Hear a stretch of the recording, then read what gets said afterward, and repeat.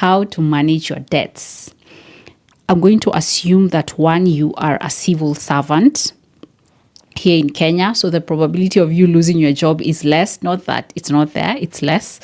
You make 80,000 Kenyan shillings net income. This is after tax and all these other statutory deductions. Think about NHIF, think about NSSF. So you're left with 80,000 shillings that's supposed to hit your bank account. But you have loans and you're concerned because the income that you're left with after the loans have been deducted is not enough to sustain you.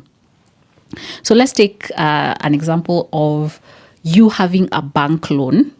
You took a bank loan that was offering 19% interest rate on the loan, and it's supposed to run for 10 years. Assuming that you don't know where the loan went to, you don't know where the money went to, and you're now left with a burden of paying off 37,000 Kenyan shillings every single month for the next 10 years. I did the calculations behind the scenes. I have a template, an Excel template that can help you do these calculations in case you're interested.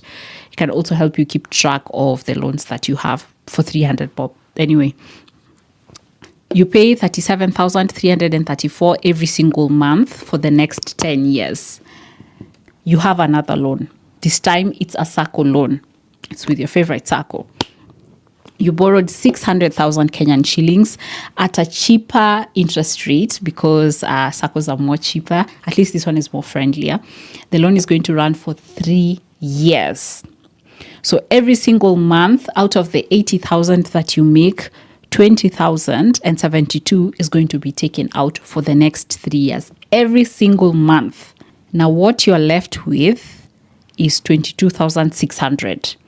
Assuming that these loans are auto-deducted from your bank account, your money passes through the bank, so it's deducted, and the loan also deducts that. So the amount of money that hits your bank account is 22,600, and this income is not enough to sustain you, assuming that you have a family, you are married, or you have a kid that you're paying school fees for. So when you try to add up the rent, electricity, water, Wi-Fi, food, fare, this income is not enough. In fact, I highly suspect that you have another loan, probably mobile loans that you take on every single month to supplement this income. So you're asking me, Ivy, what should I do as someone who makes 80,000 Kenyan shillings net income every single month? I have 2 loans, and the income that I have, that I'm left with, is not enough to sustain me. I have several options for you. The first one, find a way to increase your income. Find a way to increase your income. In fact, assuming that you are a civil servant, I bet you have time after 5. Because we all know that civil servants don't even work up to 5. But assuming that your job ends at 5, find a way to supplement your income by getting another job, getting another hustle that is going to give you an additional 5K per month, an additional 4K per month, because it's something. You don't have an option. You can look for a side hustle. You can open a business. In fact, if you're married, you can open up a shop for your wife. You can find a way to open up a shop for her so that you can also have a source of income that can complement your income. This is assuming that you're married. If you're not married, then you don't have a wife, then you don't have to think about that. You now have to think about getting another job. I'm going to leave that to your imagination. I know you can figure out something. You can come up with something that you can do after 5, up to 7, up to 8 p.m. That's up to you. You have to figure it out. You can even have a shop. I mean, think outside the box. Think outside the box.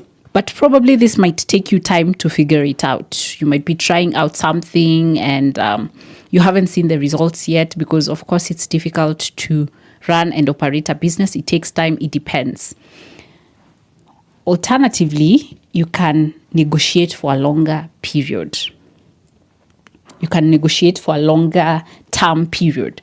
You see, with a bank loan, it goes for 10 years. You can negotiate for 12 years. But I did the calculations behind the scenes. It doesn't make that much of a difference. If you negotiate it to 12 years, that is from 10 years to 12 years, you're going to be paying something like 35K per month. So there's that 2K on top. But some of you might think that is too little. So anyway, and you're going to pay an additional interest. Remember, the longer the period at which you're going to pay the loan, the more the interest that you pay. So what you might want to consider is to lengthen the SACCO loan. Remember, the SACCO loan is cheaper. You're paying the loan at 12.5%. And it's 3 years. It's supposed to run for 3 years. So if you can find a way to negotiate for this loan, since one, the amount is less, and two, the interest rate is less than the bank loan, you can decide to go for 5 years. You can tell them, hey, just extend this loan for me for the next 5 years. They can actually do that. I did the calculations behind the scenes. That is, if you are to extend this to 5 years, and you now start paying 13,000, around 13K, let's say 13K 400 there. So you've offset an additional 7K, an additional 7,000 shillings, because 20,000 minus 13,400, so around 7K there, 6K, let me just say 7K. So you have an additional 7K here. So now you're making around 30K. Probably that might be enough for you. It depends. You can even go for a longer period. I know it's going to be less contribution per month, but that's something that you can think about. Lengthen the period for these loans. This one is going to be more expensive, and perhaps you might not want to go for a very long-term loan mentally, because you're thinking about, oh my goodness, I am trapped for the next 15 years. Okay. Choose between getting trapped for the next 15 years and you surviving right now. Which one would you choose? I'd rather survive right now. And as I think about earning an extra income, probably then I might think about now downsizing the length of the loan if I can manage. But this is a good alternative. But I would say it's the last resort, especially for this loan, other than this loan, because the interest is going to be more. You can even see that with this loan, you borrowed 2 million. For 10 years, you must pay back 4.48 million. So you've just given them double the amount of money that you borrowed in a span of 10 years. Mind you, this is reducing balance. So this is like the best offer that you can get. It's going to be more expensive than this. This is just the reality of taking a loan. The fact that you can even write this down, do these calculations and see that you've borrowed 2M and you're paying double that in a span of 10 years should be able to inform you that you should be careful when you're taking a loan, such that if you're taking a loan, let it be for an investment. Or if you're taking a loan, at least let it not be a burden to your income. In this case, it's a burden to your income. In fact, this scenario is very bad. I would say not really, really bad, but I would say it's bad if you lost this 2 million. You don't know where the 2 million went to. You probably borrowed it for a house, but you didn't construct the house. You bought this 2 million for a car that probably you're going to use for Uber, and part of the money was going to go to a business, and you didn't use that money for that purpose, so you lost it. If that's the case that you are in,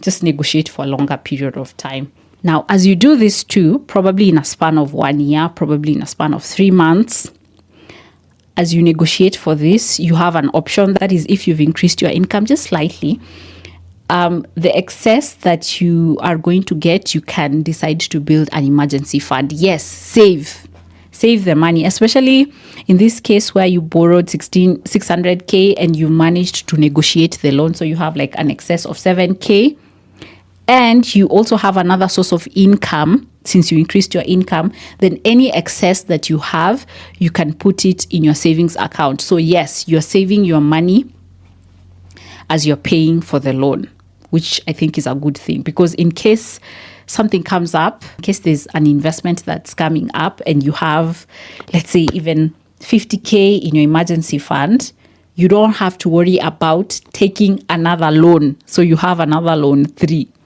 from a SACCO probably, or from a mobile loan, or just something, or just another loan. You don't have to worry about another loan in case there's an emergency, in case there's an investment that has popped up and you need money, because any excess that you made, now that you are a hard worker, a smart worker, you can always take the money off your emergency fund. Just build that discipline. Remember, you've put yourself at a loss of losing money in form of interest for the next years, for the next 10 years, for the next 3 years. What can you do best for yourself for now? Have something for yourself, because this one is forever. I don't know, 10 years might sound forever, but just have something for you. Another thing, let's say you took this loan, the 2 million loan, you lost some money somewhere, you mismanaged your loan. Let's be honest. You don't know where the loan went to.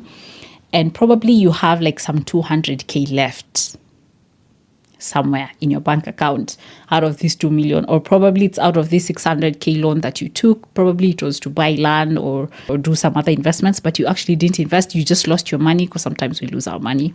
So probably you have like some 200K left.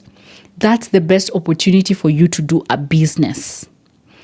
Like I said, back to number one. Number one involves you getting a side hustle, or you starting a business. So in actual sense, whatever was left over here, maximize that into a business. That business must work. It must work. Even if it means you starting small, getting something extra, it must work, because you are in a situation that is a life and death situation. You must survive. You must thrive. So any leftovers from the mismanaged loans, use that money to start a business. Let me tell you something.